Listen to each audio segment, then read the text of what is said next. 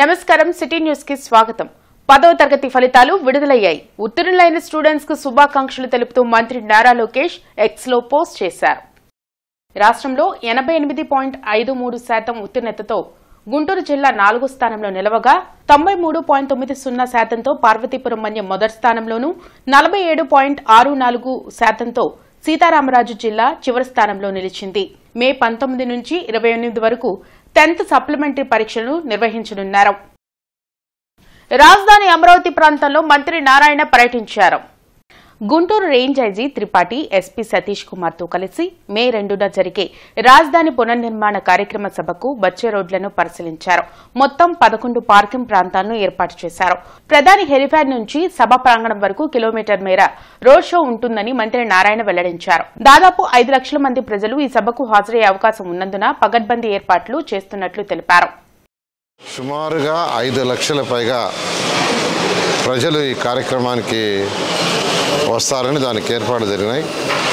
ఈ నేపథ్యంలో అన్నిటికంటే ముఖ్యమైనది ఇంకా అమరావతి క్యాపిటల్ సిటీని నేషనల్ హైవే కలిపే ఈ 13 రోడ్డు కానీ, ఈ 15 రోడ్డు కానీ, ఈ 11 రోడ్డు కానీ, సీడాక్స్ రోడ్డు కానీ ఇంకా ఆ యొక్క వర్క్ కానందువల్ల ఇన్ని లక్షల మంది వచ్చేటప్పుడు జాగ్రత్తగా ప్రణాళిక చేయాలని పోలీస్ డిపార్ట్మెంట్ వాళ్ళు గత 4 డేస్లో అనేక రోడ్లు పరిశీలించారు.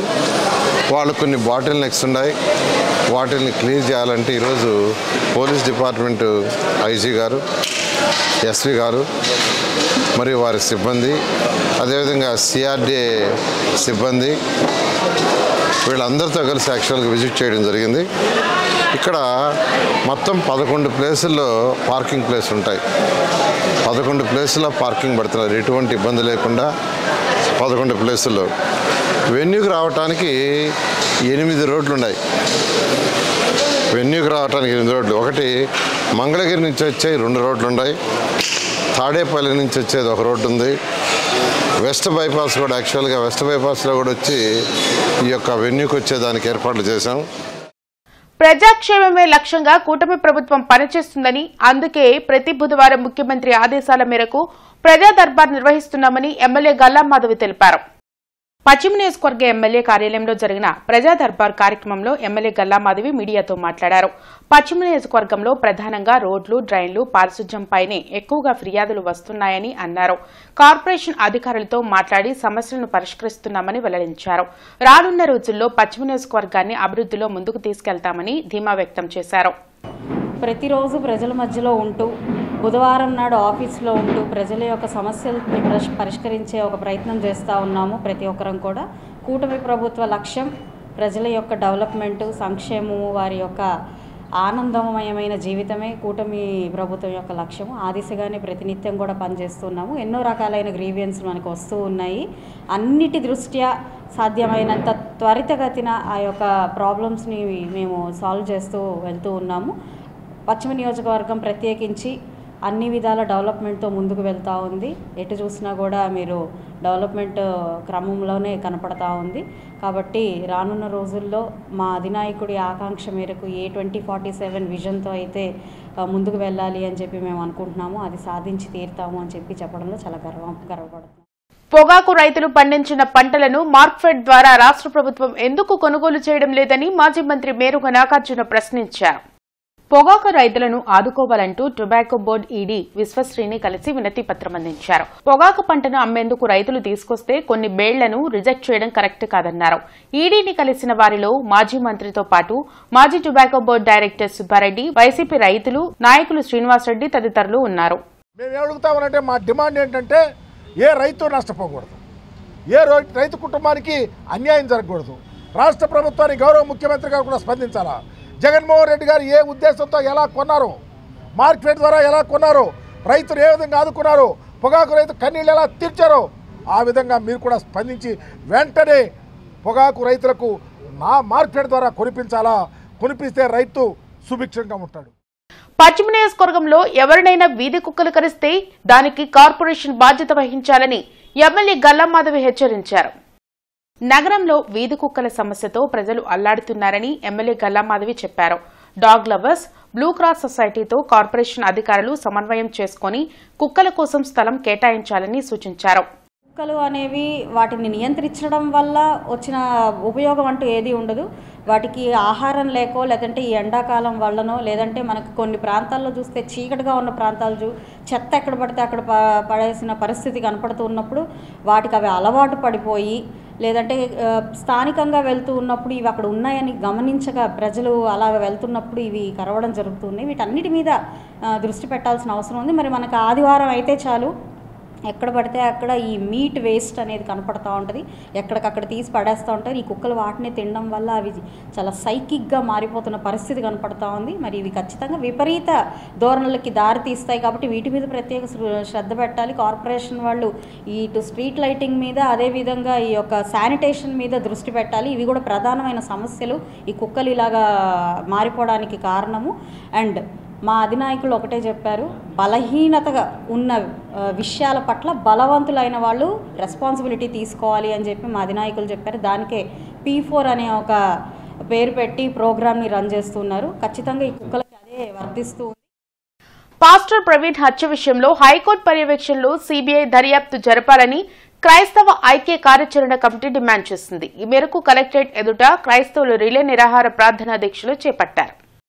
కలెక్టర్ ఎదుట నిర్వహించిన క్రైస్తవుల రిలే నిరాహార ప్రార్థనా దీక్షల్లో పలు క్రైస్తవ సంఘాలు పాల్గొన్నాయి. ఈ సందర్భంగా సామాజికవేత్త డాక్టర్ గౌలమూడి రాజసుందర్బాబు మాట్లాడుతూ అంతర్జాతీయ సువార్థికుడు ప్రవీణ్ను కుట్రపూరితంగా హత్య చేశారని ఆరోపించారు. పాస్టర్ల క్రైస్తవుల రక్షణ కోసం ప్రత్యేక చట్టం తేవాలని డిమాండ్ చేశారు. ఈ కార్యక్రమంలో ముద్దు ప్రేమజ్యోతిబాబు, రత్నశ్రీ, నల్లపు నీలాంబరం తదితరులు పాల్గొన్నారు. ఆయన యొక్క ల్యాప్టాప్లో 1805 సంవత్సరం నుంచి క్రైస్తవ మిషనరీలు ఈ భారతదేశంలో చేసిన అన్ని విషయాలు పొందుపరచబడి ఉన్నాయి, సేకరించాడు ఆయన. అవి గనక సుప్రీంకోర్టు ముందు గనక పెడితే ఖచ్చితంగా ఈ కేసు గెలుస్తారు. రాజ్యాంగ విరుద్ధమైన మత మార్పిడుల చట్టం ఆగిపోతుందని విధానంలోనే మతోన్మాదులు ఆయన చంపేశారు. తనని ఎవరు చంపుతారో కూడా ఆయన వీడియో చేశారు. కాకినాడ సువార్త కూటమిలో, అలాగే రాజమండ్రి సువార్త కూటమిలో కూడా ఆయన స్పష్టంగా చెప్పారు తన ఫలానా వాళ్ళు చంపుతారు అని చెప్పి. వీటన్నిటిని కూడా పోలీసులు పరిశీలించలేదు. కేవలం మా ప్రమాదవశాత్తు చనిపోయాడనే కేసును ముగించే దిశలోనే వాళ్ళు ప్రారంభించారు, ముగించారు కూడా. ఈ క్రమంలో న్యాయం కోసం, అలాగనే క్రైస్తవుల పరిరక్షణ కోసం చట్టం చేయమంటున్నాం. 10వ తరగతి ఫలితాలలో భాష్యం విద్యార్థులు అత్యుత్తమ ప్రతిభ కనపరిచారని భాష్యం విద్యాసంస్థల చైర్మన్ భాష్యం రామకృష్ణ తెలిపారు. చంద్రమౌళి నగర్లోని భాష్యం మెయిన్ క్యాంపస్ లో భాష్యం విద్యాసంస్థల చైర్మన్ రామకృష్ణ మీడియాతో మాట్లాడారు.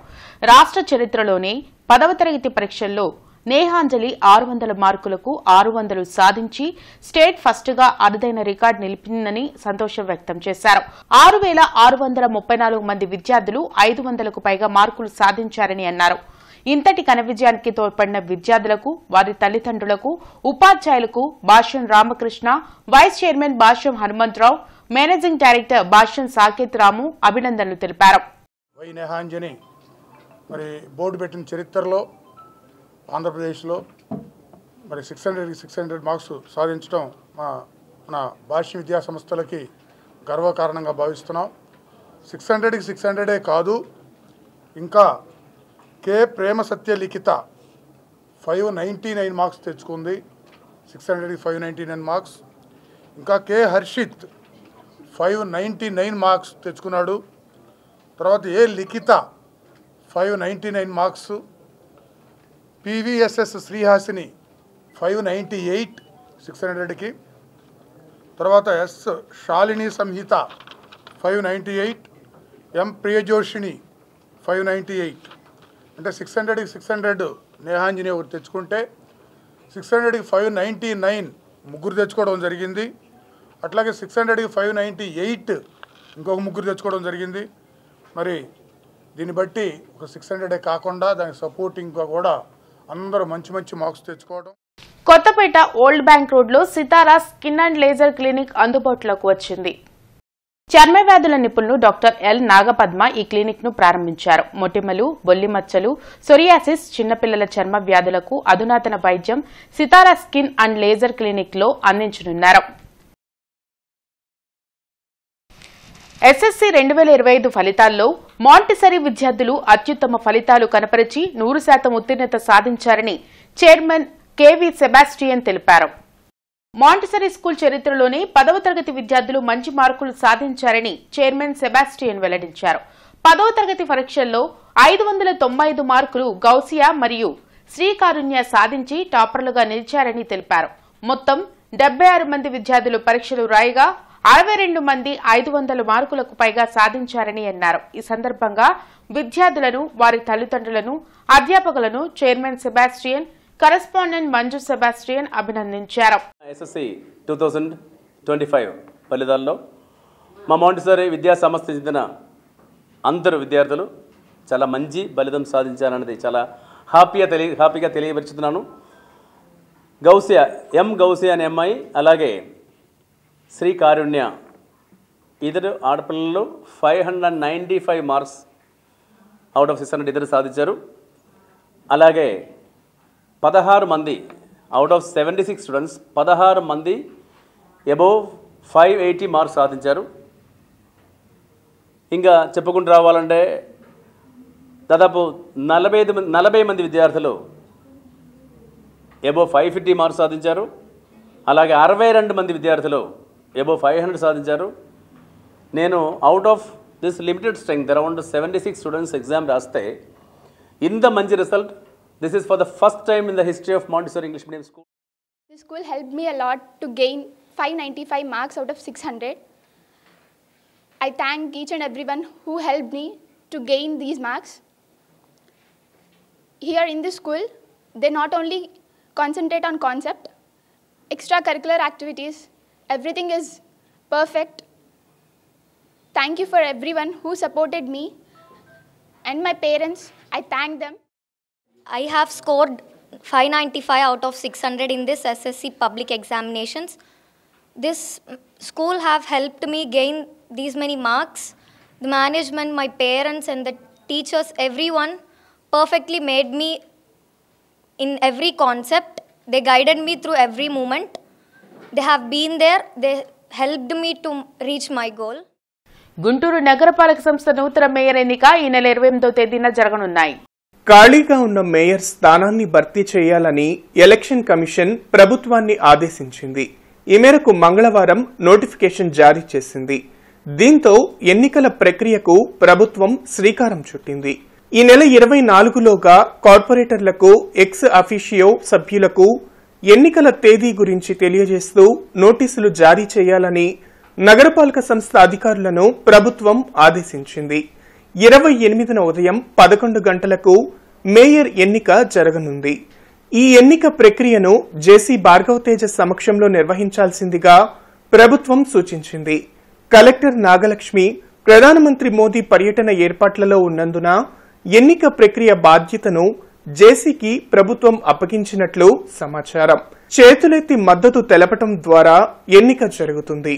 ఇప్పటికే కూటమి తరఫున మేయర్ అభ్యర్థిగా TDP floor leader Kovelamudi Ravindra Nani పేరును అధిష్టానం సూచించడంతో ఆయన ఎన్నిక ఇక లాంఛనమే. కాగా వైసీపీ ఈ సమావేశానికి హాజరవుతుందా లేదా అనేది ఇంకా నిర్ధారణ కాలేదు. హాజరు కాని పక్షంలో ఎన్నిక ఏకగ్రీవం కానుంది.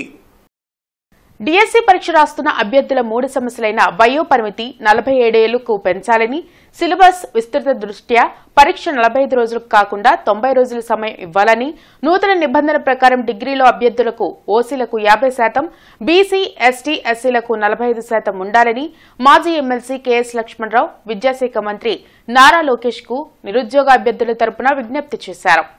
ఈ డిఎస్సీలో డిగ్రీ అభ్యర్థులు 50% ఓసీలు, 45% ఎస్సీ, ఎస్టీ, బీసీలు కలిగి ఉండాలని ఒక కొత్త నిబంధన పెట్టారు. ఎన్సిటిఈ ఆ విధంగా చెప్పిందని చెప్తా ఉన్నారు. ఇది వేలాది మంది అభ్యర్థులు తమ అర్హతను కోల్పోయేటటువంటి పరిస్థితి ఏర్పడింది. ఇంతకు ముందులానే ఈ మార్కుల యొక్క పరిమితి లేకుండా, అంటే 50%, 45% లేకుండా చేయాలని కూడా విద్యామంత్రి గారిని కోరుతున్నారు. 45 రోజులు, కరెక్ట్గా 45 రోజులు సమయం ఇచ్చారు. ఈ 45 రోజుల సమయం ఒకసారి పుస్తకాలు తిరగేయడానికి కూడా సరిపోదు. అనేక టెక్స్ట్ బుక్స్ చదవాల్సిన అవసరం ఉంది. అందువల్ల అభ్యర్థులు 90 రోజులు ఈ పరీక్ష సమయం అడుగుతున్నారు. ఈ 3 అంశాలు కూడా పరిశీలించాలని ఆంధ్రప్రదేశ్ ప్రభుత్వాన్ని, విద్యామంత్రి లోకేష్ గారిని నేను కోరుతా ఉన్నాను. వేలాది మంది అభ్యర్థుల తరఫున నేను కోరుతున్నాను. ఇవి ఇప్పటివరకున్న వార్తా వివరాలు. మరికొన్ని వార్తా విశేషాలతో మళ్ళీ కలుద్దాం. అంతవరకు సెలవు. నమస్కారం.